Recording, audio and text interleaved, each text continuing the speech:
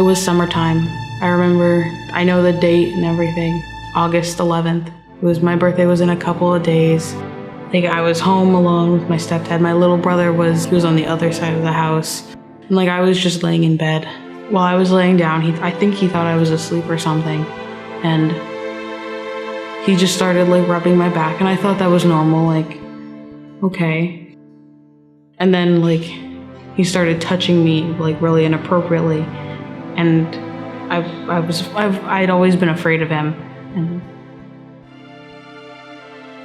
so I didn't move. I didn't get up and stop him or anything because I was afraid he would hurt me if I did. That's how it all started.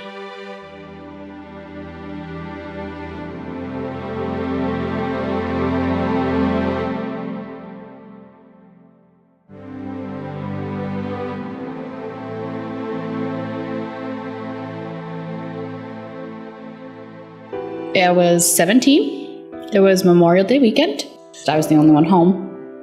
I just remember I went to sleep. I went to go lock my door to the kitchen, and I unlocked it. That morning, I don't know what time it was, I remember waking up to the man. He had a key to do laundry because he was a friend of the family's. He took advantage of me. Every so often, he would ask me to say certain things, ask me how I wanted it and things like that. I just remember thinking about, is it going to be over soon? He was calling my name. He had a knife. He was choking me. At one point, I had to give in because I couldn't breathe. In that struggle, he slit my finger, my back as well. After I gave in, all I remember him saying is that if you let me do whatever I want, I'll sit on the couch while you call the police. He ended up tying me up. I actually got myself out of the knots, and I just took off to my grandmother's house. I think it was around 7th grade until 9th grade when I was sexually assaulted, but the mental and physical abuse was a lot longer than that. I slept a lot. I became extremely depressed. I was suicidal. The guidance counselor got involved because I was having suicidal thoughts, and somebody reported me. Thank goodness they did. I was not in a good place, mentally, physically, anything.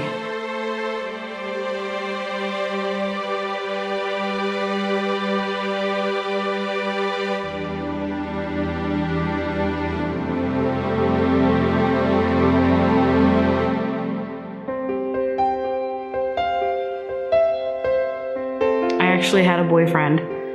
Honestly, he forced me to say something.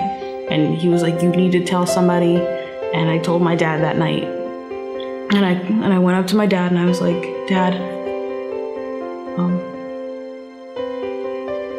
he was very calm. He kept reassuring me that it was okay, take my time, it'll be okay.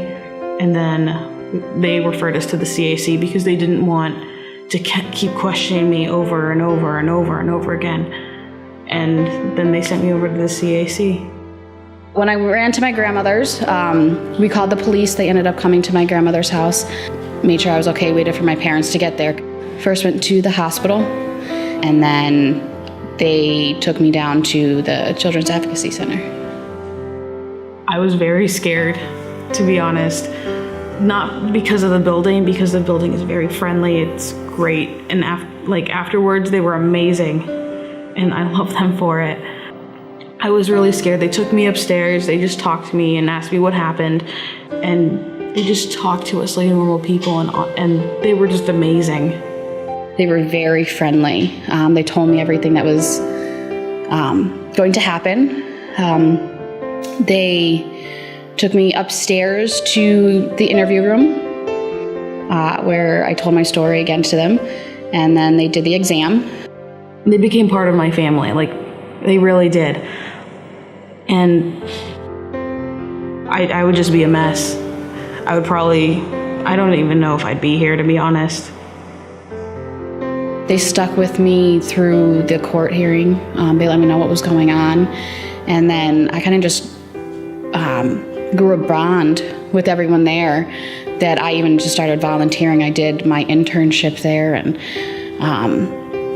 I just loved them all. So I help out when I can, I'll go back to visit and see if I can do anything to help as well. Because I believe that even though this was a terrible experience, I want to be able to reach out and help others who go through it as well. For me, healing was, I don't know how to explain it. It's just this sense of comfort that comes over to you, that it'll be okay. This wasn't your fault. You can get through this. You'll get past this. And that's just what came over me. And that's because of the CAC. I'm just one of those, I try to think on the positive side. I'm just glad for what they have done for me and what I have in life. Being able to have the support of the team there is amazing. I realize I'm okay and that everything will be okay and that he's gone, and if I need if I need anybody, I have the CAC to go to, and I have a whole support system, and I'm okay.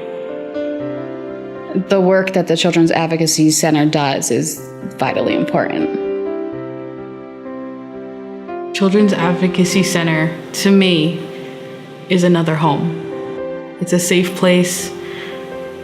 It's that feeling of family. It's that support that you need in your life. And it just means the world to me.